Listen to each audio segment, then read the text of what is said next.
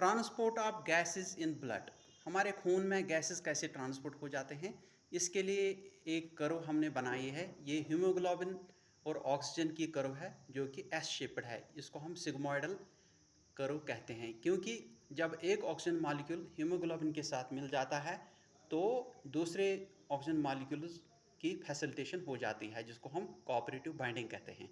तो ये कर्व जो है ये लेफ़्ट साइड की तरफ शिफ्ट हो जाती है जब लोअर कार्बन डाइऑक्साइड हो, हायर पीएच हो या लोअर टेम्परेचर हो, तो यानी बाइंडिंग ज़्यादा हो जाती है। इसका अपोजिट राइट साइड शिफ्ट है, जिसमें ये जो इफ़ेक्ट्स हैं अपोजिट हो जाते हैं। चलो हम डिस्कस करेंगे। एक है हॉल्डेन इफ़ेक्ट।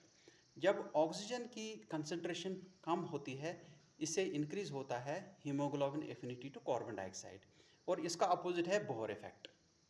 यानी जब कार्बन डाइऑक्साइड ज़्यादा हो जाता है, इससे डिक्रीज़ होती है हीमोग्लोबिन एफिनिटी टू ऑक्सीजन। तो दूसरा है हैमबर्गर इफ़ेक्ट, जिसको क्लोराइड शिफ्ट भी कहते हैं। ये है moment of chloride ions into RBC in exchange of bicarbonate ions. तो यह याद रखना है, कार्बन डाइऑक्साइड और ऑक्सीजन, ये जो वाटर है, ये मिल जाते हैं एक एंजाइम की मदद से, जिसको हम कहते हैं कार्बनिक एनहाइड्रेस। ये जिंक कंटेनिंग एंजाइम होता है। इससे कार्बनिक एसिड बन जाता है H2CO3। फिर ये ब्रेक हो जाता है हाइड्रोजन कैटायंस और बाइकार्बोनेट एनायंस में। तो ये बाइकार्बोनेट जो है ये आरबीसी से बाहर निकलता है, और वहाँ से ब्लड से क्लोराइड आयन्स अंदर जाते हैं। तो ये HCO3 नेगेटिव ये बाहर जाता है और क्लोराइड आयन्स अंदर जाते हैं। इसको हम क्लोराइड शिफ्ट कहते हैं। इससे इलेक्ट्रिकल न्यूट्रलिटी इंश्योर हो जाती है, यानी आयन्स यहाँ न्यूट्रलाइज हो जाते हैं। तो आज हमने डिस्कस किया transport of gases in blood.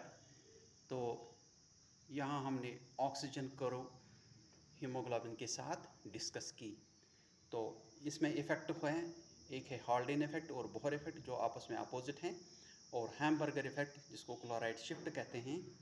तो यहाँ हमने ये रिएक्शन भी बताई जिसमें एक एंजाइम कार्बनिक एनहाइड्रेस रोल अदा करता है, और कार्बनिक एनहाइड्रेस जिंक कंटेनिंग एंजाइम है। इससे कार्बन डाइऑक्साइड और वाटर मिलते हैं और कार्बनिक एसिड बनाते हैं।